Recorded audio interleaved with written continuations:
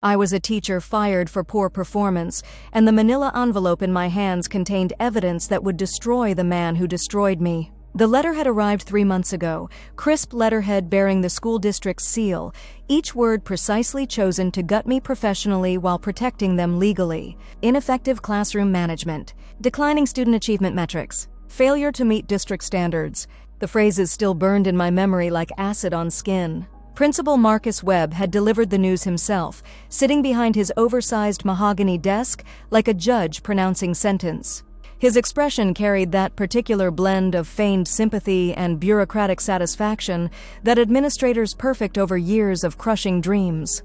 He'd slid the termination papers across the polished surface with the careful deliberation of a man who'd done this before. My hands had remained steady as I signed, though fury roiled beneath my composed exterior. 23 years of teaching, 23 years of arriving early, staying late, spending my own money on supplies, fighting for kids who needed someone to believe in them, all reduced to a few paragraphs of corporate doublespeak. The real knife twist came when he mentioned my replacement. Sarah Chen, fresh from her master's program, eager and compliant. She'd start immediately, he'd explained, to ensure continuity for the students. The way he said her name, with that slight uptick of interest, had told me everything I needed to know about the real reason for my dismissal. But I'd smiled, shaken his hand, thanked him for the opportunity to serve. Because even in that moment, surrounded by the wreckage of my career, I'd known something he didn't. Marcus Webb was a fool. For 6 months before my firing, I'd been watching him. Not intentionally at first, just the natural awareness that develops when you work in close proximity to someone. The pattern had emerged slowly, like a photograph developing in chemicals. Students who should have been failing were passing. Kids who rarely showed up were somehow maintaining grade point averages that qualified them for sports teams and college scholarships. The first time I'd noticed it, I'd assumed it was my imagination. Tommy Rodriguez, a sweet kid with a devastating home life, had been averaging 45% in his classes when I'd last checked the system, but his report card showed B's across the board. When I'd mentioned it to his previous teacher, she'd looked puzzled, then uncomfortable, then quickly changed the subject. That's when I'd started paying attention. Chloe Martinez, whose parents donated heavily to the school's athletic program, had missed 37 days of chemistry class. Her transcript showed an A-. Jake Williams, son of the district school board president, hadn't turned in a single English assignment all semester. His final grade was a solid B+. The pattern wasn't random. Every altered grade belonged to a student whose family had influence, money, or both. Every change was subtle enough to avoid casual scrutiny, but significant enough to matter. And every modification bore the same digital signature in the school's computer system, M. Webb, principal override. I'd started documenting everything. Screenshots, printed reports, cross-referenced attendance records. The evidence had accumulated in a hidden folder on my laptop, organized with the methodical precision of someone who'd spent decades teaching research skills to teenagers. But I'd been too slow, too careful, too naive to realize that Marcus had been watching me watch him. The firing had been swift and brutal. No warning, no improvement plan, no opportunity to defend myself. Just a closed-door meeting and 23 years of service reduced to a box of personal items and an escort to the parking lot. That was 3 months ago. Now, standing in my empty classroom, former classroom during the weekend break-in I'd carefully planned, I felt the weight of vindication in my hands. The manila envelope contained printouts of every altered grade, every suspicious override, every piece of evidence that would unravel Marcus Webb's carefully constructed facade. But evidence alone wasn't enough. I'd learned that lesson the hard way. The morning after my firing, I'd marched into the district office with my folder of screenshots and reports. I'd requested a meeting with Superintendent Dr. Patricia Hendricks, confident that she'd be horrified by the corruption in her district. Instead, I'd found myself face-to-face with a woman who listened with polite disinterest, took notes with mechanical precision, and promised to look into the matter. Her eyes had held the flat, dismissive look of someone already planning to file my accusations in the nearest trash bin. 2 weeks later, I'd received a form letter thanking me for my concerns and informing me that a thorough investigation had found no evidence of wrongdoing. The matter was closed. That's when I'd realized the scope of what I was fighting. Marcus wasn't operating alone. The grade-fixing scheme wasn't just about helping a few well-connected students, it was about maintaining the school's statistics, keeping influential parents happy, and preserving the funding that came with high achievement numbers. The entire system was complicit, so I'd change tactics. If the district wouldn't listen to a disgraced former teacher, they'd have to listen to someone with credibility, someone with influence, someone whose voice carried weight in the community. Dr. Helen Morrison had been the obvious choice. The retired superintendent from the neighboring district had built a reputation as an education reformer, someone who'd cleaned up corruption wherever she'd found it. Her op-eds in the local newspaper were widely read, her opinions respected by parents and politicians alike. More importantly, she'd been Marcus Webb's mentor early in his career. If anyone could make him pay for what he'd done, it was the woman who'd helped shape his rise to power. Getting her attention had required finesse, a carefully crafted email sent from an anonymous account containing just enough evidence to intrigue her without overwhelming her with details. A promise of more information if she was interested in investigating educational fraud in her former colleague's district. Her response had been swift and direct. She wanted to meet. The coffee shop she'd chosen was deliberately neutral, a chain restaurant 20 miles from our district, where the chances of being recognized were minimal. I'd arrived early, positioning myself at a corner table with clear sight lines to both entrances. Old habits from 23 years of managing teenagers had trained me to always know who was coming and going. She'd walked in exactly on time, scanning the room with the practiced eye of someone accustomed to reading situations quickly. Dr. Morrison was smaller than I'd expected, probably in her mid-60s, with steel gray hair and the kind of steady presence that made you instinctively trust her judgment. She'd ordered black coffee and gotten straight to business. Her questions were sharp, focused, designed to test both my credibility and my evidence. Did I have documentation? Could I prove the grades had been altered? What was my relationship with Principal Webb? I'd answered honestly, holding nothing back. Yes, I'd been fired. Yes, I had personal grievances, but the evidence spoke for itself, and I'd brought enough of it to fill her briefcase. By the end of our 2-hour meeting, Dr. Morrison's expression had shifted from skeptical interest to grim determination. She'd promised to conduct her own investigation, using her connections and credibility to access records I couldn't obtain. That was 6 weeks ago. Since then, I'd watched from the shadows as she'd systematically dismantled Marcus Webb's operation. Her methods were elegant in their subtlety: quiet conversations with school board members, informal interviews with teachers, careful examination of publicly available data that revealed the discrepancies I'd first noticed. She'd been thorough, patient, professional, and completely ineffective. The problem wasn't her investigation, it was the target. Marcus had been warned, probably by someone in the district office who'd grown nervous about Dr. Morrison's inquiries. By the time she'd tried to access the computer records that contained the smoking gun evidence, they'd been mysteriously corrupted. A server malfunction, the IT department claimed. Unfortunate but irreversible. The physical gradebooks had disappeared too. Routine records purging, according to the district policy manual. Everything older than 2 years was disposed of annually to save storage space. Within a month, every piece of evidence that could have destroyed Marcus Webb had vanished. Dr.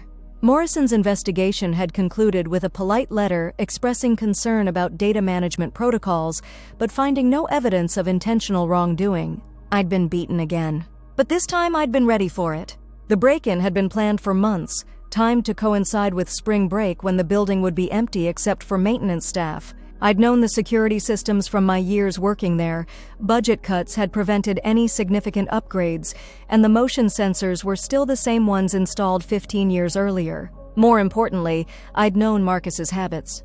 His paranoia about the digital evidence had made him keep backups, hidden files stored on his personal laptop in his office safe. He'd thought he was being clever, maintaining insurance against the district officials who might try to make him a scapegoat. Instead, he'd gift-wrapped his own destruction. The laptop had been exactly where I'd expected it, nestled beneath financial documents and personnel files in the fireproof safe behind his desk.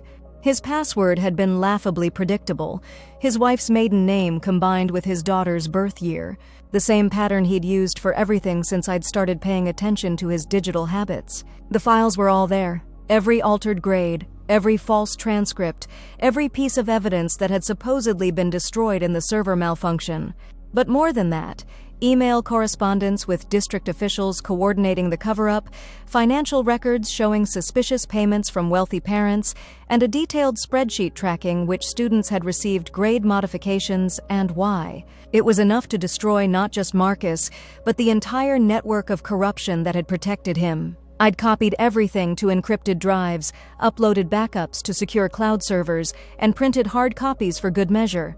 This time, there would be no convenient computer malfunctions or missing records. But I'd learned from my previous failures, evidence without the right delivery mechanism was worthless. I needed more than just documentation. I needed an event that would force the community to pay attention. The school board meeting was scheduled for the following Tuesday. A routine monthly gathering that typically drew a handful of parents and maybe one local reporter. The agenda included budget discussions, policy updates, and the usual bureaucratic tedium that made for deadly dull local news coverage. Perfect. I'd spent the weekend crafting my presentation. Not just the evidence that spoke for itself, but the narrative that would make it impossible to ignore. The story of a dedicated teacher destroyed by corruption, the students betrayed by the system meant to educate them, the parents deceived by administrators they'd trusted with their children's futures. The documents were organized chronologically, each section building on the previous one to create an undeniable picture of systematic fraud. I'd prepared handouts for every board member, complete with highlighted relevant passages and cross-referenced supporting evidence. But the real masterstroke was the witnesses. Dr. Morrison had agreed to attend, lending her credibility to the accusations. 3 other teachers, ones who'd been too frightened to speak up before but who'd grown disgusted with the corruption, had promised to testify about the pressure they'd faced to inflate grades for certain students. Most importantly, 2 parents whose children had been directly affected had agreed to share their stories. Maria Rodriguez, Tommy's mother, who'd been battling the system for years trying to get her son the remedial help his grades suggested he needed, and David Chen, who'd been furious to discover that his daughter Sarah's glowing transcript was apparently built on lies. The meeting would be standing room only once word spread. Local media would be forced to cover it seriously. The evidence would be public record, impossible to suppress or explain away. Marcus Webb would have nowhere to run. I'd driven past the school that morning, noting the normalcy of it all. The same faded brick facade, the same student artwork taped to classroom windows, the same signs announcing upcoming events and achievements. Nothing to suggest that by week's end, everything would be different. The irony wasn't lost on me. For 23 years, I'd stood in front of teenagers trying to teach them that actions have consequences, that integrity matters, that truth eventually surfaces no matter how deeply it's buried. Now I was about to prove those lessons in the most public way possible. My phone buzzed with a text from Dr. Morrison. Everything was in place. The board meeting would proceed as planned. She'd arranged for additional media coverage, including a reporter from the state newspaper who specialized in education corruption stories. I responded with a simple confirmation and slipped the phone back into my pocket. The manila envelope sat beside me on the passenger seat, its contents ready to detonate Marcus Webb's carefully constructed world. But first, there was one more stop to make. The district office parking lot was nearly empty on Sunday afternoon, just a few cars belonging to maintenance staff and administrators catching up on weekend work. I'd timed my arrival carefully, waiting until I'd seen Superintendent Hendrick's distinctive silver sedan pull into her reserved space. She needed to know what was coming, not as a courtesy. She'd forfeited any claim to professional courtesy when she'd dismissed my original complaints, but as a strategic necessity. Her reaction to advance warning would be telling, and I wanted to see firsthand how she'd choose to handle the crisis. The security guard at the front desk recognized me from my years of service, waving me through with the casual familiarity of someone who'd seen me countless times before. The hallways were eerily quiet, fluorescent lights humming overhead as my footsteps echoed on polished linoleum. Dr. Hendricks's office door was open, her attention focused on paperwork spread across her desk.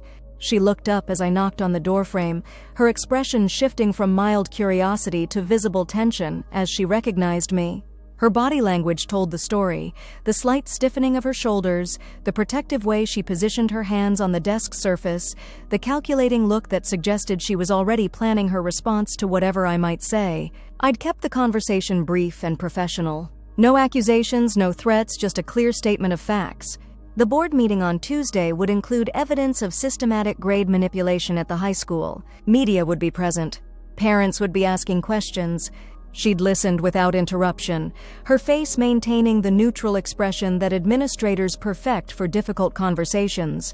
When I'd finished, she'd thanked me for the advance notice and assured me that the district would investigate any allegations thoroughly and transparently. Her words were perfectly crafted, legally appropriate, and completely meaningless. We both knew she was lying, just as we both knew I knew she was lying.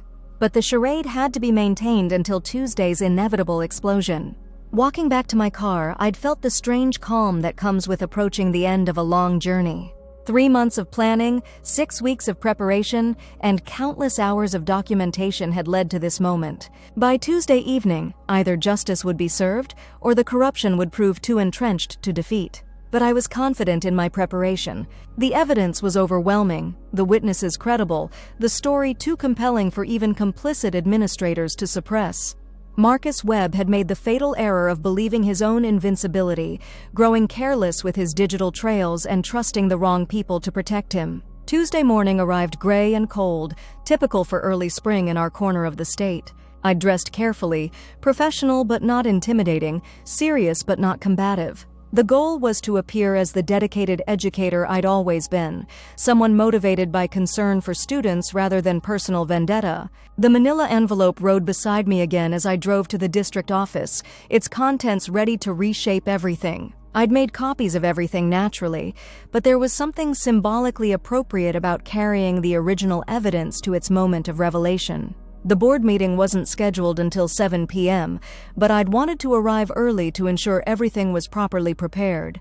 The presentation materials needed to be distributed, the witnesses briefed on their testimony, the media contacts confirmed. Doctor? Morrison was already waiting in the parking lot when I arrived, her own stack of documents and evidence carefully organized in a professional briefcase. She'd dressed for battle too. Dark suit, confident bearing, the kind of presence that commanded attention and respect. We'd spent an hour reviewing the timeline, ensuring our presentations would complement rather than overlap each other. She'd take the lead on the technical aspects of the grade manipulation, using her expertise to explain how the fraud had been accomplished and covered up. I'd focus on the human impact. The students who'd been failed by the system, the teachers who'd been silenced or intimidated, the parents who'd been deceived. The other witnesses had arrived throughout the afternoon, each carrying their own pieces of the puzzle. Maria Rodriguez had brought her son's original assignments and test scores, the ones that showed his actual academic performance before the grade inflation. David Chen had documentation of the tutoring and academic support his daughter had received based on her artificially inflated transcript. By 6:30, the board meeting room was packed beyond capacity. Word had spread through the community with the viral intensity that only small-town scandals can achieve. Parents who rarely attended board meetings filled every available seat, with overflow crowds standing along the walls and spilling into the hallway. Local media had responded in force. 3 television news crews had set up cameras, radio reporters were testing their equipment, and newspaper journalists were interviewing early arrivals for background information. The state education correspondent, Dr. Morrison had contacted, was recording everything on her phone, preparing for what she'd already told me would be a front-page story. Marcus Webb had arrived precisely at 7, his usual time for board meetings, but his typical confident stride had been replaced by something more cautious, more defensive. He'd scanned the packed room with obvious concern, his eyes lingering on the media presence before settling on me with unmistakable recognition. Superintendent Hendricks had taken her place at the board table, flanked by the 5 elected board members who looked increasingly uncomfortable as they realized the evening's agenda had been completely hijacked by circumstances beyond their control. The meeting had opened with routine business, budget reports, policy discussions, mundane administrative matters that the crowd endured with barely concealed impatience. But everyone knew why they were really there, and the tension in the room grew steadily as the formal agenda progressed toward its inevitable conclusion. Finally, during the public comment period, Dr. Morrison had stood to address the board. Her presentation had been masterful. 20 minutes of careful documentation, expert analysis, and devastating evidence that built an irrefutable case for systematic corruption. She'd walked the board through the technical aspects of grade manipulation, explaining how administrators could override teacher grades without leaving obvious audit trails. But more than the technical details, she'd focused on the scope of the problem. Hundreds of altered grades spanning multiple years. Dozens of students whose academic records had been falsified. Thousands of dollars in suspected payments from parents seeking advantages for their children. The room had grown increasingly quiet as her presentation continued, the weight of the accusations settling over the audience like a suffocating blanket. Board members had exchanged uncomfortable glances, while Marcus Webb had sat frozen in his chair, his face pale and his hands clasped tightly in his lap. When Dr. Morrison had finished, I'd taken my turn at the podium. My presentation had been different, more personal, more emotional, but no less devastating. I'd told the story of my own firing, the circumstances that had led to my investigation, and the months of documentation that had revealed the full extent of the corruption. But I'd also talked about the students. Tommy Rodriguez, struggling with undiagnosed learning disabilities that his inflated grades had hidden from the support systems meant to help him. Chloe Martinez, whose athletic scholarship to college was built on fraudulent academic credentials that would eventually be discovered. Jake Williams, whose inflated transcript had gotten him into a university program he wasn't prepared for, setting him up for failure. The evidence had spoken for itself. Printouts of grade changes, email correspondence about cover-ups, financial records showing suspicious payments. Each document had been cross-referenced and verified, creating a paper trail that would be impossible to dispute or explain away. The board had attempted damage control, promising thorough investigations and appropriate disciplinary action, but the crowd wasn't satisfied with vague assurances. Parents demanded immediate action, teachers called for administrative changes, and media representatives pressed for specific timelines and consequences. Marcus Webb had finally been forced to respond, standing at the podium with visible reluctance. His statement had been carefully crafted legal language: denial of intentional wrongdoing, claims of procedural errors, promises of cooperation with any investigation. But his body language had told a different story. The slight tremor in his hands, the way his eyes avoided direct contact with the audience, the defensive posture that screamed guilt to anyone paying attention. The coup de grace had come when Maria Rodriguez had taken the microphone. Speaking in halting English, she'd described her frustration with her son's academic struggles, her confusion about his mysteriously improved grades, and her devastation upon learning that his entire educational trajectory had been built on lies. By the time she'd finished speaking, there were tears in the audience and cameras zooming in on Marcus Webb's face as he realized his career was over. The meeting had ended with chaos, reporters shouting questions, parents demanding answers, board members huddling in urgent conference. But the outcome was never in doubt. The evidence was too overwhelming, the story too compelling, the public outrage too intense for any other result. Marcus Webb had been placed on immediate administrative leave pending a full investigation. Superintendent Hendricks had been forced to promise complete transparency and accountability. The state education department had announced they would be launching their own inquiry. But for me, the real moment of victory had come earlier, during my presentation, when I'd looked directly at Marcus Webb and seen the recognition in his eyes. He'd understood, finally, that his arrogance had been his downfall, that the teacher he'd dismissed as ineffective had been methodical, patient, and ultimately unstoppable. 3 days later, the headline had run on the front page of the state newspaper, "Grade Fixing Scandal Rocks Local School District." The story had included everything: the evidence, the witnesses, the cover-up attempts, and the dramatic board meeting confrontation that had exposed it all. Marcus Webb had resigned by the end of the week, citing personal reasons and the need to spend more time with his family. The district had accepted his resignation without comment, though everyone understood it was the only way to avoid a more public termination hearing. Superintendent Hendricks had announced her own retirement 2 weeks later, effective at the end of the school year. The board had hired an interim replacement with a mandate to implement comprehensive reforms and rebuild community trust. The investigation had expanded to include the state attorney general's office, with potential criminal charges being considered for fraud and conspiracy. Financial audits were examining the suspicious payments from parents, while academic reviews were determining which students had been affected and how their transcripts could be corrected. I'd been vindicated completely. The local newspaper had run a follow-up story describing me as a whistleblower hero, a dedicated educator who'd risked his career to expose corruption. The teachers' union had issued a statement supporting my actions and demanding I be offered reinstatement with full benefits. But I'd turned down the job offer when it came. 23 years had been enough, and the fight had taken more out of me than I'd initially realized.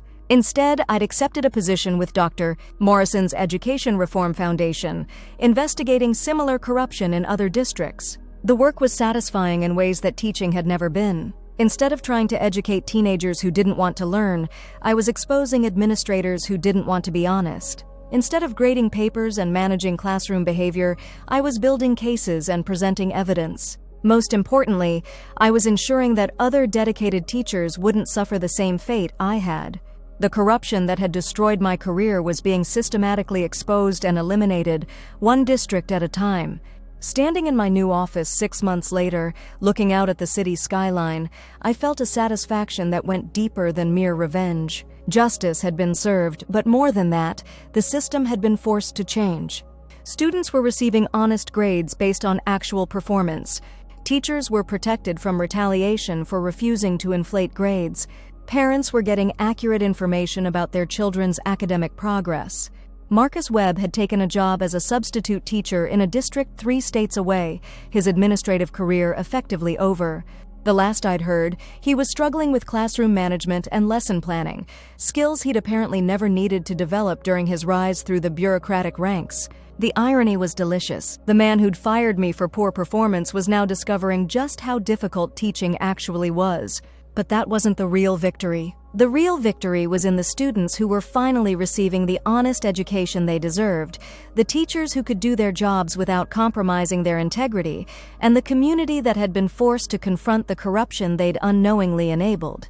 I'd started as a teacher fired for poor performance, destroyed by a system that valued politics over principle. I'd ended as something else entirely, an instrument of justice, a catalyst for change, a reminder that truth eventually surfaces no matter how deeply it's buried.